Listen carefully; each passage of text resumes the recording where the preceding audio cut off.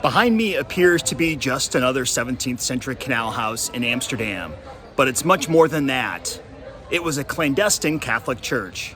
This is Our Lord in the Attic.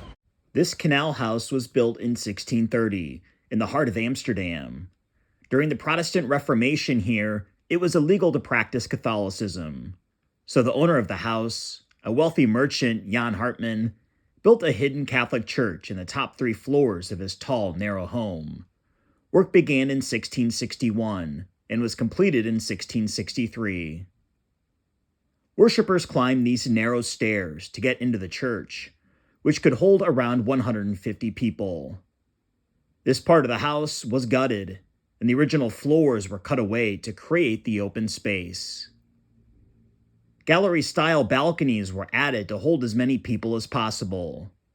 The tapering roofline gives the church the attic-like feel, hence the nickname, Our Lord in the Attic. Priests would celebrate Mass at this altar. The painting above it is of the baptism of Jesus in the Jordan. Behind the sanctuary is a small chapel dedicated to Mary.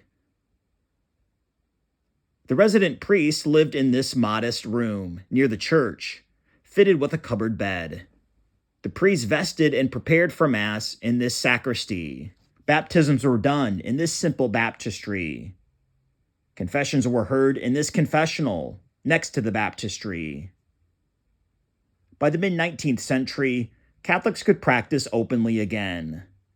The church was still used, though, until 1887. When the massive St. Nicholas Church opened nearby. The next year, the house became a museum to preserve the history of this church and tell the story of the generations of Catholics that held on to their faith despite persecution.